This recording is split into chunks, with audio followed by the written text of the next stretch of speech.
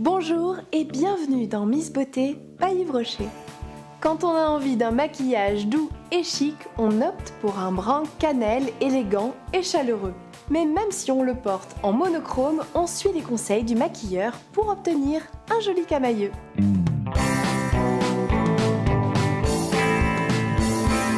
Aujourd'hui, Max Herland, maquilleur conseil de la marque Yves Rocher, va nous montrer comment réaliser ce look profond et nuancé, étape par étape. Puis Magali nous révélera sa petite astuce pour bien utiliser son mascara. Mais avant, petite question, quel est le rapport entre le pigment brun et une momie égyptienne? Pour le savoir, retour dans le passé.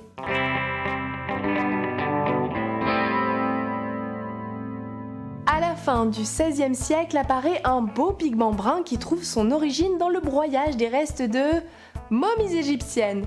Très populaire au XIXe siècle, cette couleur fait tout à coup un flop quand une publicité annonce la composition du mélange.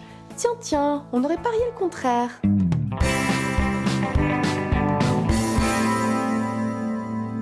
Pour réussir ce nouveau style, il vous faut une panoplie bien précise. Pour le teint, préférez le fond de teint Pure Light couleur nature, complété par le stylo correcteur éclat et poursuivez avec le blush duo poudre soleil. Pour le regard, munissez-vous d'un crayon regard 3 en 1 brun, d'un fard à paupières brun foncé et d'un fard brun clair, ainsi que d'un eyeliner noir. Enfin, pour les lèvres, un gloss sexy pulp beige serait parfait pour mettre une touche de glamour dans votre look. Et pour un camailleux de pro, place à Max Herland.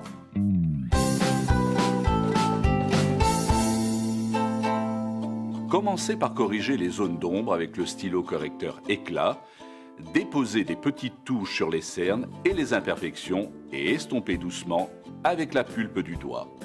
Puis à l'aide d'un pinceau, déposez le fond de teint sur l'axe médian du visage, c'est-à-dire sur le front, le nez et le menton. Estompez ensuite vers l'extérieur en tapotant avec une éponge de maquillage sèche. Sans oublier le cou et le long des cheveux pour éviter les démarcations. Pour faire tenir le fond de teint le plus longtemps possible, ajoutez un nuage de poudre libre. Mais rappelez-vous qu'il faut choisir une teinte plus claire que votre fond de teint pour créer une totale invisibilité. Maintenant, on passe aux yeux, la zone clé de votre look.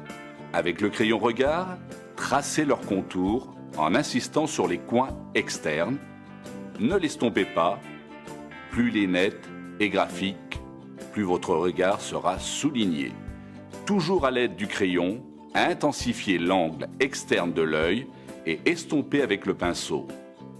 Ombrez aussi légèrement la bordure externe de la paupière inférieure.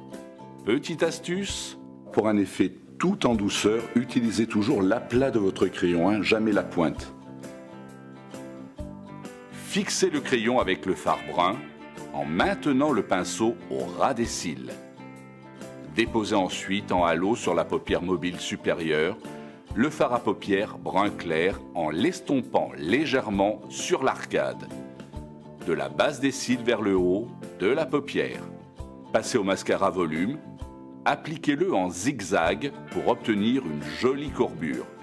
Côté bouche, dessinez son contour au crayon incolore. Faites des petites hachures sur les lèvres, comme un coloriage, puis étalez la matière pour bien l'imprégner dans la peau. Cela va assurer une meilleure tenue au gloss. Jouez les camailleux avec un beige ou optez pour une teinte cerise qui sera parfaite pour rendre ce look plus tonique et pétillant.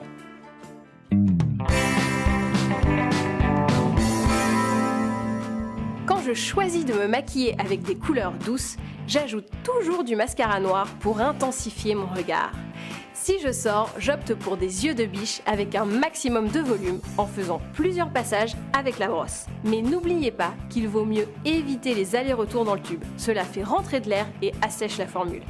Exercez plutôt des mouvements de rotation pour attraper le maximum de matière et laissez sécher le mascara quelques secondes sur les cils avant de passer à la couche suivante.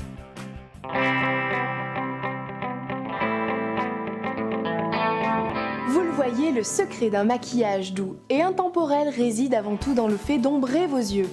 Pensez aussi aux teintes roses, cuivre ou beige que vous soulignerez de crayon regard brun pour un résultat discret et sophistiqué.